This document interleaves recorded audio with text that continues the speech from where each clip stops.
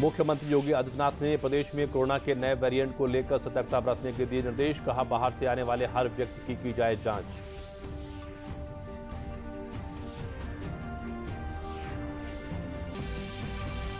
Corona के नए variant Omicron को लेकर केंद्र सरकार ने विदेशी यात्रियों के लिए दिए दिशा निर्देश। सभी यात्रियों को पिछले 14 दिनों की अपनी यात्रा का देना होगा ब्यौरा।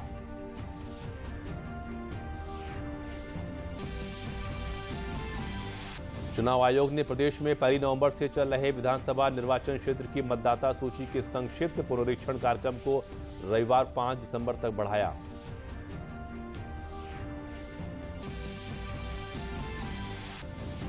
और मौसम विभाग ने दिसंबर और जनवरी के महीने में इस बार कड़ाके की ठंड पड़ने की दी चेतावनी। कहा, दिसंबर से फरवरी के बीच सामान्य से भी कम तापमान रहने की है संभावना।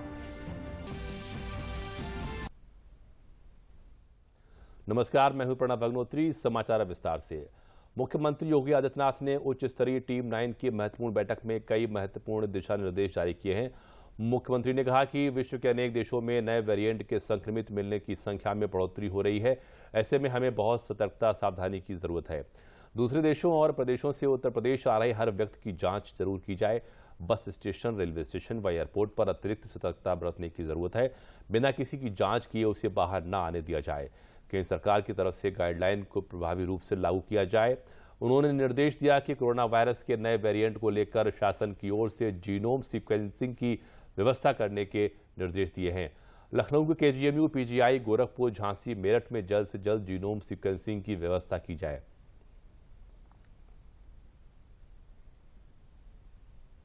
प्रदेश के अपर मुख्य सचिव स्वास्थ्य अमित मोहन प्रसाद ने बताया है कि मुख्यमंत्री योगी आदित्यनाथ के निर्देशों के अनुपालन में प्रदेश भर में कोरोना के नए वेरिएंट ओमिक्रॉन के मद्देनजर सतर्कता के व्यापक प्रबंध किए गए हैं। सभी बस अड्डों, रेलवे स्टेशनों और हवाई अड्डों पर आने वाले यात्रियों की जांच कराई जा रही है और किसी भी जिले में कोरोना पॉजिटिव पाए जाने पर मरीजों के सैंपल को ओमिक्रॉन की जांच के लिए भेजे जाने के निर्देश दिए गए हैं। साथ ही सभी जिलों में वैक्सीनेशन कराने के लिए अभियान तेज कर दिया गया है।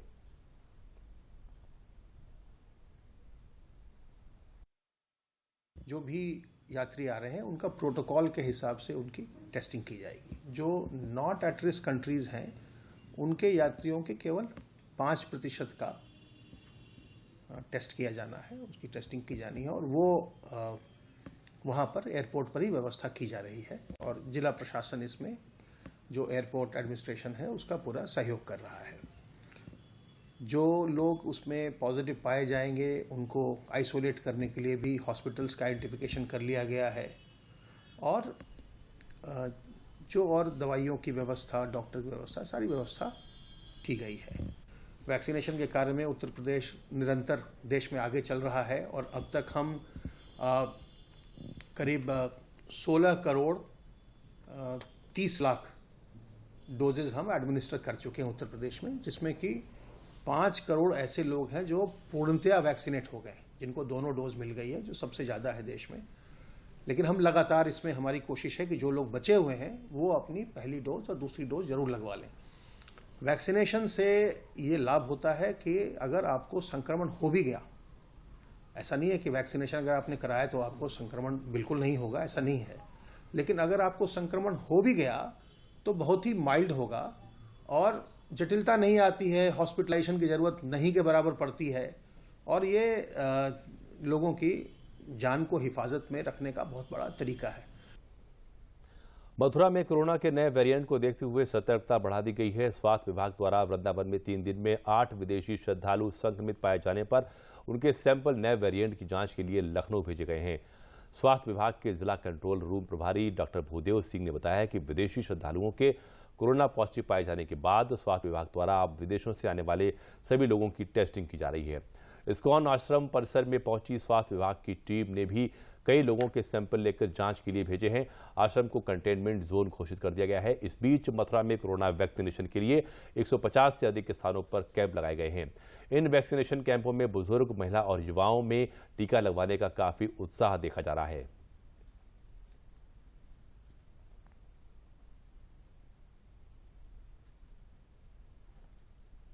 देखिए, हमारे जनपद में इस हफ्ते में लगातार केस मिल रहे हैं जहाँ पे वृंदावन में शीतल छाया एक जगह है, वहाँ पे लगातार जो बाहर से टूरिस्ट वीजा पे यहाँ आए थे फॉरेनर, वो पॉजिटिव मिल रहे हैं और अब तक 8 पॉजिटिव मिल चुके हैं और पिछले हफ्ते में हमारे 2 केस और थे, तो हमारे 10 केसेस थे, जिनमें से कि 2 का आज होम आइसोलेशन पूरा हो जाएगा, तो 8 हमारे एक्टिव केसेस बचेंगे। और ये सभी यूरोपियन कंट्रीज हैं, अलग अलग कंट्रीज से हैं और इनको जो है होम आइसोलेट कर दिया गया है। उस एरिया को हमने कंटेनमेंट जोन भी बना दिया गया है। देखिए, जो एरिया में जहाँ केसेज मिले हैं उस एरिया को हमारे द्वारा हॉटस्पॉट बना कंटेनमेंट बना दिया गया है, बैरिकेडिंग कर दी गई है और भी स्क्रीनिंग की जा रही है। उसके आसपास क्षेत्रों में चूंकि वो जो लोग हैं उनका आसपास आना जाना रहता था कई मंदिरों में, तो वहाँ भी हमारे द्वारा कॉन्टैक्ट ट्रेसिंग के आधार पर सैंपलिंग कराई गई है। लगातार सैंपलिंग बढ़ा दी है हमने, सैंपल के नंबर बढ़ा दिए हैं, पब्लिक में जाकर सैंपलिंग शुरू कर दी है और कल से हमारा जो सैंपलिंग शुरू हो रही है ग्रुप में जाके स्टूडेंट्स की, मेडिकल कॉलेजेस की, उसको भी हम लोग शुरू कर रहे हैं। मंदिर भी है, हाँ, सारे मंदिर भी कवर किए हमने, सारे मंदिरों की लिस्ट बना ली है। जैसे कि आज हम एमबीटी कर रहे हैं, कल इस्कॉन मंदिर करेंगे, उसके बाद प्रेम मंदिर में भी हमने बात कर ली है, बाकी बिहारी मंदिर है, जितने बड़े बड़े मंदिर है जहाँ पे बहुत सारे लोग आना जाना है, वहाँ पे सभी की सैंपलिंग की जाएगी एट रैंडम, स्टाफ की भी और जो वहाँ पे लोग आ जा रहे हैं उनकी भी। कोरोना के नए वेरिएंट ओमिक्रॉन को लेकर सरकार ने दूसरे देश से आने वाले यात्रियों के लिए जारी नए दिशा निर्देश आज से प्रभावी हुए हैं। स्वास्थ्य मंत्रालय ने देश में आने वाले अंतर्राष्ट्रीय उड़ानों से आने वाले लोगों के लिए दिशा निर्देशों को संशोधित किया है, जो कि 1 दिसंबर से प्रभावी हो रहा है। सभी यात्रियों को पिछले 14 दिनों की यात्रा का विवरण देना होगा। साथ ही एयर सुविधा पोर्टल पर RT-PCR टेस्ट की नेगेटिव रिपोर्ट को अपलोड करना होगा। जोखिम श्रेणी में आने वाले 12 देशों से आने वाले यात्रियों को देश में आने के बाद कोविड टेस्ट करवाना होगा और एयरपोर्ट पर टेस्ट की रिपोर्ट के लिए इंतजार करना होगा। यात्री की रिपोर्ट अगर नेगेटिव आती है तो भी उन्हें 7 दिन के लिए होम क्वारंटीन में रहना होगा। 8वें दिन फिर टेस्ट करवाना होगा और अगर रिपोर्ट नेगेटिव आती है तो भी अगले 7 दिनों के लिए उन्हें खुद अपने स्वास्थ्य की निगरानी करनी होगी। जोखिम श्रेणी में आने वाले देशों को छोड़कर अन्य देशों के यात्रियों को हवाई अड्डे से बाहर जाने की अनुमति होगी, लेकिन उन्हें भी 14 दिनों के लिए अपने स्वास्थ्य की स्वयं निगरानी करनी होगी। 12 जोखिम श्रेणी वाले देशों में यूनाइटेड किंगडम सहित यूरोप के देश, दक्षिण अफ्रीका, ब्राजील, बोत्सवाना, चीन, Mauritius, New Zealand, Zimbabwe, Singapore, Hong Kong और इजराइल शामिल है।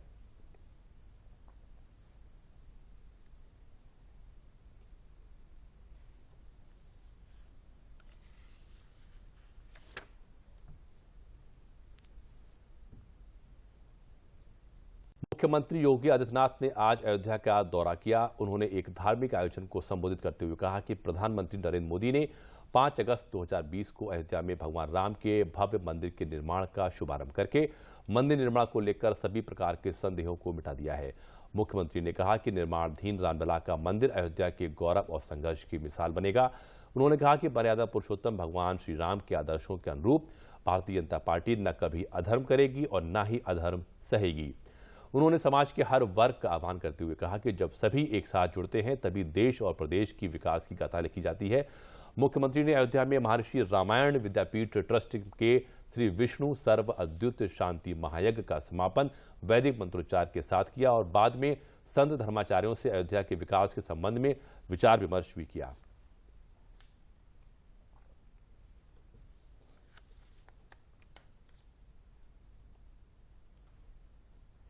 यह एक अद्भुत क्षण है हम सबके सामने।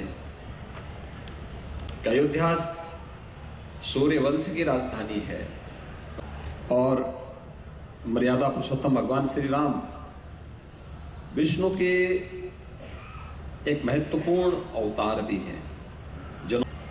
कौन ऐसा भारतीय होगा जो अयोध्या की परंपरा पर गौरव की अनुभूति न करता। अयोध्या ने 500 वर्षों तक लंबे संघर्ष झेले हैं, देखे हैं, नजदीक से महसूस किया है। 500 वर्षों तक ही नहीं, बहुत उससे पहले भी मोहम्मद गौरी से लेकर के और लगातार ये चलता रहा। लेकिन अयोध्या भी कभी चुपचाप नहीं बैठी, कभी चुपचाप अयोध्या नहीं बैठी। चुपचाप हम लोग अन्याय और अत्याचार को बर्दाश्त नहीं करते रहे, क्योंकि राम ने तो कभी न अन्याय किया और न अन्याय सहा। यानी हम अधर्म भी नहीं करेंगे और अधर्म भी नहीं सहेंगे, और यही तो अयोध्या है। जब सभी एक साथ जुड़े, एक मंच मिला, आंदोलन नई ऊंचाइयों को छूता गया और अद्भुत संजोग बना। प्रधानमंत्री मोदी जी ने 5 अगस्त 2020 को अयोध्या में भगवान राम के भव्य मंदिर के निर्माण का शुभारंभ भी कर दिया है। अब तो किसी को संदेह है ही नहीं, अब तो किसी को संदेह है ही नहीं अयोध्या की, कि अयोध्या में राम मंदिर बनेगा कि नहीं बनेगा। चुनाव आयोग ने उत्तर प्रदेश में विधानसभा निर्वाचन क्षेत्र की मतदाता सूची के संक्षिप्त पुनरीक्षण कार्यक्रम को रविवार 5 दिसंबर तक बढ़ा दिया है। प्रदेश के मुख्य निर्वाचन अधिकारी अजय कुमार शुक्ला ने एक विज्ञप्ति में बताया कि मतदाता सूची का संक्षिप्त पुनरीक्षण कार्यक्रम का आयोजन 1 नवंबर से 30 नवंबर तक किया जा रहा था। उन्होंने कहा कि इस दौरान मतदाता सूची में नाम जुड़वाने, किसी प्रकार का संशोधन करवाने अथवा नाम कटवाने आदि से संबंधित दावे और आपत्तियां अब आगामी 5 दिसंबर तक प्रस्तुत की जा सकती हैं।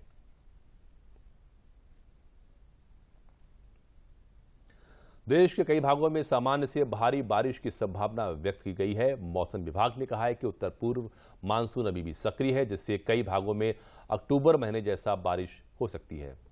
Rainfall is expected to be normal to above normal over major part of the peninsular India, especially the area which is affected by northeast monsoon. That means northeast monsoon will continue to be good in December, just like it has been in month of October and November.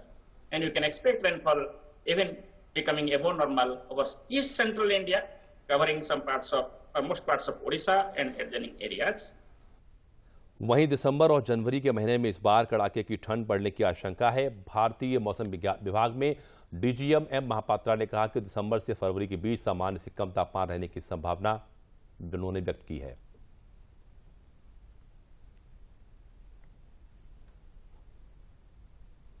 ये आगामी सर्दियों के मौसम दिसंबर 2021 से फरवरी 2022 के दौरान उत्तर पश्चिम भारत के कई हिस्सों, दक्षिण और उत्तर पूर्व भारत के अधिकांश हिस्सों और हिमालय के तलहटी के कुछ क्षेत्रों में न्यूनतम तापमान सामान्य या सामान्य से अधिक होने की संभावना है। उत्तरी आंतरिक प्रायद्वीप के कुछ हिस्सों में न्यूनतम तापमान सामान्य से नीचे रहने की संभावना है। देश के अधिकांश हिस्सों में अधिकतम तापमान सामान्य से नीचे रहने की संभावना है। केवल उत्तर पश्चिम भारत के कुछ हिस्सों और उत्तर पूर्व भारत के अधिकांश हिस्सों को छोड़कर जहां अधिकतम तापमान सामान्य या सामान्य से अधिक होने की संभावना है। मुंबई में फिर से भारी बारिश को लेकर अलर्ट जारी किया गया है। मौसम विभाग ने आज मुंबई में भारी बारिश की आशंका जताई है। मौसम विभाग के मुताबिक मुंबई और उसके आसपास के इलाकों में भारी बारिश हो सकती है। उत्तरी गुजरात और उत्तर पश्चिम महाराष्ट्र में बारिश को लेकर चेतावनी जारी की गई है। मौसम विभाग की तरफ से जारी पूर्वानुमान के मुताबिक पालघर, ठाणे और मुंबई बारिश से सबसे ज्यादा प्रभावित हो सकते हैं। एक चक्रवाती तूफान शनिवार सुबह आंध्र प्रदेश और ओडिशा के तटों से भी टकरा सकता है। इस तूफान के कारण इन दोनों राज्यों के तटीय इलाकों में भारी बारिश की संभावना है। मौसम विभाग के मुताबिक उत्तर पूर्वी राज्यों में भी 5 से 6 दिसंबर को भारी बारिश की आशंका है।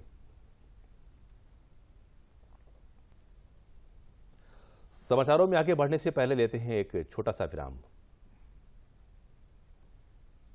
Come on boys, let's go practice। अरे रुक यार, मेरे बैंक अकाउंट में गलत एंट्री का प्रॉब्लम हो गया है। तो बैंक को कंप्लेन करना। बैंक को लिखे 1 महीना हो गया है, बट वो गूगली पे गूगली डाले जा रहा है। तो आरबीआई के बैंकिंग लोकपाल को इन्फॉर्म करो। रुक, मैं समझाता हूँ। जैसे क्रिकेट में थर्ड अंपायर, वैसे ही आरबीआई का बैंकिंग ओम्बुड्समैन। आरबीआई कहता है अगर बैंक आपकी कंप्लेंट को 1 महीने में नहीं सुलझाता तो आप आरबीआई के कंप्लेंट मैनेजमेंट सिस्टम पर ऑनलाइन कंप्लेंट कर सकते हैं। ये आरबीआई का आसान तरीका है आपकी कंप्लेंट सुलझाने का, और वो भी फ्री। आरबीआई कहता है जानकार बनिए, सतर्क रहिए।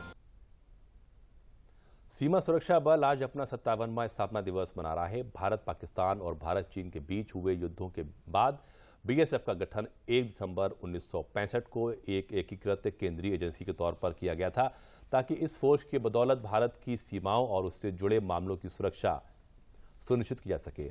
वर्तमान में बीएसएफ की 188 बटालियन है और ये 6385 किलोमीटर लंबी अंतर्राष्ट्रीय सीमा की सुरक्षा करती हैं, जो दुर्गम रेगिस्तानों, नदी घाटियों और हिमाच्छादित प्रदेशों तक फैली हैं। स्थापना दिवस के मौके पर परेड और अन्य कार्यक्रमों का आयोजन किया जा रहा है। प्रधानमंत्री नरेंद्र मोदी ने बीएसएफ के स्थापना दिवस पर बीएसएफ परिवार को बधाई दी है। ट्वीट संदेश में उन्होंने कहा कि स्थापना दिवस के मौके पर बीएसएफ परिवार को बधाई। बीएसएफ को उसके साहस और पेशेवरान अंदाज के लिए व्यापक रूप से सम्मानित किया जाता है। यह बल भारत को सुरक्षित करने की दिशा में महत्वपूर्ण योगदान देता है और संकट और आपदाओं के समय में भी कई मानवीय प्रयासों में भी सबसे आगे रहता है। संसद के शीतकालीन सत्र के तीसरे दिन आज विपक्ष के हंगामे के बाद राज्यसभा की कार्यवाही दोपहर 2 बजे तक के लिए स्थगित हो गई। गौरतलब है कि राज्यसभा में विपक्ष के नेता मल्लिकार्जुन खड़गे ने सदन में कल निलंबित हुए 12 सदस्यों का मुद्दा उठाया, जिसके बाद हंगामे की वजह से सदन की कार्यवाही अलग अलग कई बार स्थगित करनी पड़ी और बाद में कल तक के लिए स्थगित कर दी गई। संसदीय कार्य मंत्री प्रहलाद जोशी ने विपक्ष पर निशाना साधते हुए कहा कि महात्मा गांधी की प्रतिमा के सामने बैठकर ढोंग करना हास्यास्पद है। उन्होंने कहा कि सरकार बहस के लिए तैयार है, विपक्ष को सदन में आकर बहस में हिस्सा लेना चाहिए, न कि हंगामा कर सदन की गरिमा को ठेस पहुंचाना चाहिए। गांधी पे कॉल के वो पूज्य महात्मा गांधी जी के स्टैच्यू के सामने बैठना ये तो बहुत हास्यास्पद है। इट इज रिडिकुलस एंड नकली गांधी डजंट अंडरस्टैंड एनीथिंग। इसलिए मैं उनको निवेदन करता हूं, आप कम से कम पश्चाताप व्यक्त करिए और आप हाउस में आइए। कल भी आप नहीं थे, डैम सेफ्टी के बिल बारे में हम पारित कर सकते थे, लेकिन अपने आप सरकार के तरफ से मैंने निर्णय लेके उसको पोस्टपोन किया हूं। आज चर्चा होने दो, क्योंकि हम भी कंस्ट्रक्टिव सजेशन और ओपन डिबेट सरकार चाहते हैं, इसलिए हमने कल पोस्टपोन किया है। कम से कम आज आप आइए, चर्चा में भाग लीजिए और अगर 12 एमपी आना चाहते हैं तो वो रिग्रेट व्यक्त करने दो, पश्चाताप व्यक्त करने दो। वाराणसी में मलदहिया स्थित राजकीय बालिका विद्यालय में आजादी के अमृत महोत्सव के तहत भारत सरकार के लोक संपर्क ब्यूरो के द्वारा स्वतंत्रता की लड़ाई में शहीद स्वतंत्रता सेनानियों की चित्र प्रदर्शनी का आयोजन किया गया। इस चित्र प्रदर्शनी में उन स्वतंत्रता सेनानियों को भी दर्शाया गया है जिनको अब तक लोग नहीं जानते थे और वे गुमनाम स्वतंत्रता सेनानियों की श्रेणी में थे। इस मौके पर छात्राओं ने एक रैली भी निकाली, जिसे लोक संपर्क ब्यूरो के प्रधान महानिदेशक सत्येंद्र प्रकाश और अपर महानिदेशक आरपी सरोज ने हरी झंडी दिखाकर रवाना किया। स्वतंत्रता सेनानियों की चित्र प्रदर्शनी का शुभारंभ प्रदेश के पर्यटन राज्य मंत्री नीलकंठ तिवारी ने किया। यह चित्र प्रदर्शनी 1 दिसंबर से लेकर 5 दिसंबर तक चलेगी।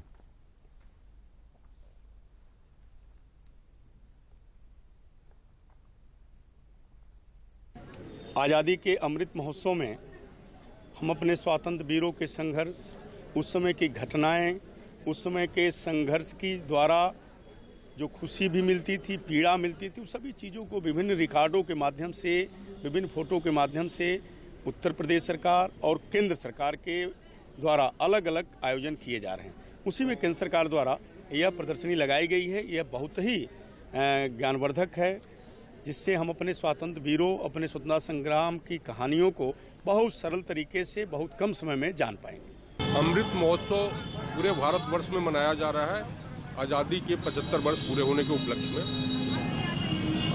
12 मार्च 2021 को प्रधानमंत्री जी ने सांकेतिक दांडी मार्च की शुरुआत कर साबरमती आश्रम से इसका शुभारंभ किया और ये 15 अगस्त 2023 तक मनाया जाएगा पूरे देश भर में। इस महोत्सव का मुख्य उद्देश्य जो है वो आज़ादी के विभिन्न पहलुओं से, आज़ादी के संघर्ष में किन किन योद्धाओं ने, खास करके वैसे योद्धा जिनकी चर्चा बहुत कम हुई है, जो इतिहास के पन्नों में कहीं गुम से रहे हैं, उनको भी आम जनता के समक्ष लाना है। जी, आज ये प्रदर्शनी लगी है, 5 दिन तक चलेगी।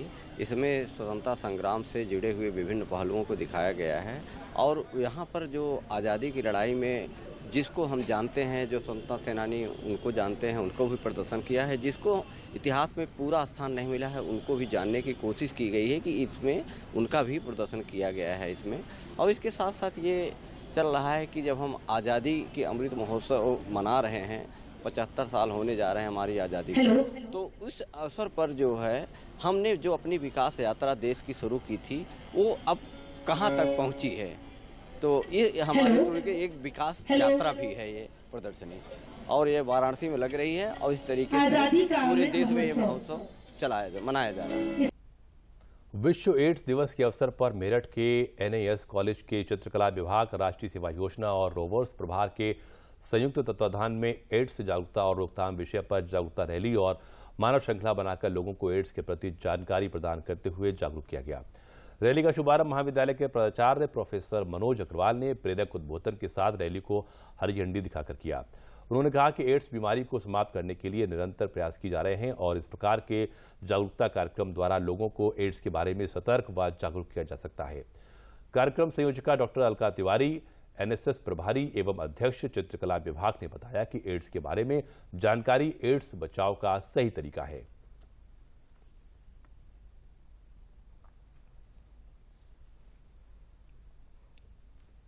ये आयोजन NIS कॉलेज के चित्रकला विभाग, राष्ट्रीय सेवा योजना, रोवर, रेंजर्स, NCC और साहित्यिक सांस्कृतिक परिषद के संयुक्त तत्वाधान में ये एड्स जागरूकता अभियान का यहाँ पर शुरुआत की गई है। आज क्योंकि विश्व एड्स दिवस है, इस अवसर पर जन समूह को एड्स के प्रति जानकारी प्रदान करने के लिए, उनको जागरूक करने के लिए और उसकी रोकथाम के उपायों को बताने के लिए हमारे महाविद्यालय के इन युवा छात्र छात्राओं ने अपने हाथ से, ये आप देख रहे हैं कि एड्स का प्रतीक चिन्ह, ये मास्क बनाए हैं जो संदेश देते हैं कि जानकारी ही बचाव है। अलीगढ़ में जिला मुख्यालय से लगभग 45 किलोमीटर दूर छर्रा कस्बे में स्थित एक विद्यालय में आज एक तेंदुआ घुस आया। जब तक लोग कुछ समझ पाते तभी तेंदुए ने एक छात्र पर हमला कर दिया। छात्र की पीठ पर तेंदुए की झपट्टा मारने से छात्र घायल हो गया। हालांकि छात्र तेंदुए के हमले से बाल बाल बच गया। बच्चे को ज्यादा चोट नहीं आई है और उसे सरकारी अस्पताल में भेजकर उसका इलाज करा दिया गया। कॉलेज के कक्ष में मौजूद तेंदुए को पकड़ने के लिए वन विभाग के अधिकारियों और स्थानीय पुलिस को सूचित कर दिया गया।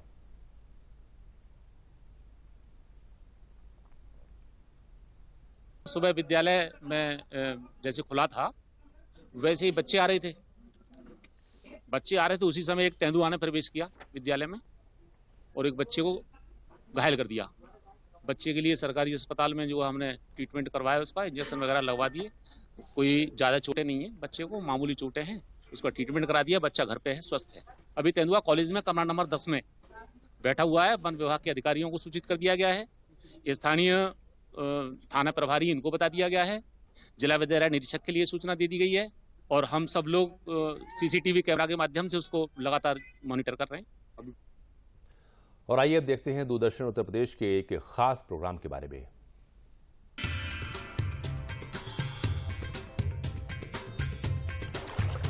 गंगा के किनारे से जमुना के मझधारे तक,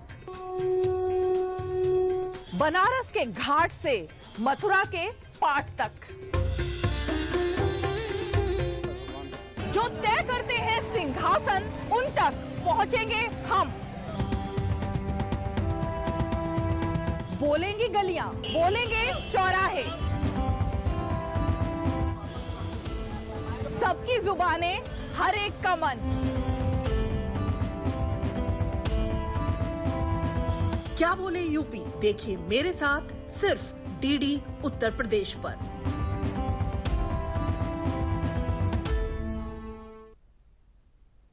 हाथरस में आज राजा महेंद्र प्रताप की 135वीं जयंती धूमधाम से मनाई गई। जिले के कस्बा मुरसान में गणमान्य नागरिकों और छात्रों द्वारा एक रैली निकाली गई। राजा साहब की जन्म जयंती के अवसर पर उनके प्रपौत्र कुंवर चरत प्रताप सिंह द्वारा सादाबाद विधानसभा क्षेत्र में एक कार्यक्रम का आयोजन किया गया। कार्यक्रम में उत्तराखंड की पूर्व राज्यपाल बेबी रानी मौर्य ने कहा कि राजा साहब महान पुरुष थे। राजा साहब दानवीर थे, देशभक्त थे। उन्होंने अंग्रेजों से देश को आजादी दिलाने के लिए कार्य किए। कार्यक्रम में राज्य मंत्री उदयभान सिंह ने कहा कि राजा महेंद्र प्रताप केवल भारतवर्ष के ही नहीं, संपूर्ण विश्व के मानवता के प्रेरणा स्रोत थे। 300 की पारी होंगी। टक्कर किससे आप सोच नहीं देखते हैं कार्यकर्ताओं का। जी जी, टक्कर हम किसी से नहीं मानते अपनी। भारतीय जनता पार्टी चुनाव जीती है और हम 2022 में 300 से ऊपर सीटें लाके अपनी सरकार।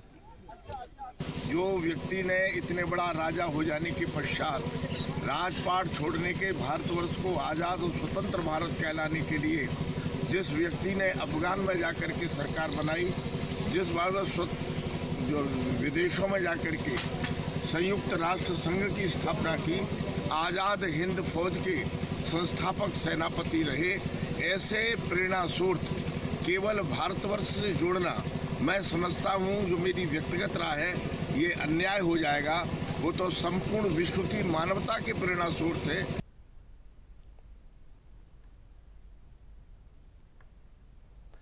और अब अंत में मुख्य समाचार एक बार फिर।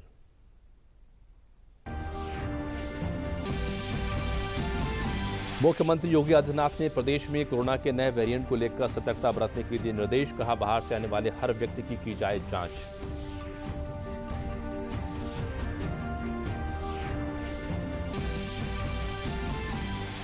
कोरोना के नए वेरिएंट ओमिक्रॉन को लेकर केंद्र सरकार ने विदेशी यात्रियों के लिए दिए निर्देश। सभी यात्रियों को पिछले 14 दिनों की अपनी यात्रा का देना होगा ब्यौरा।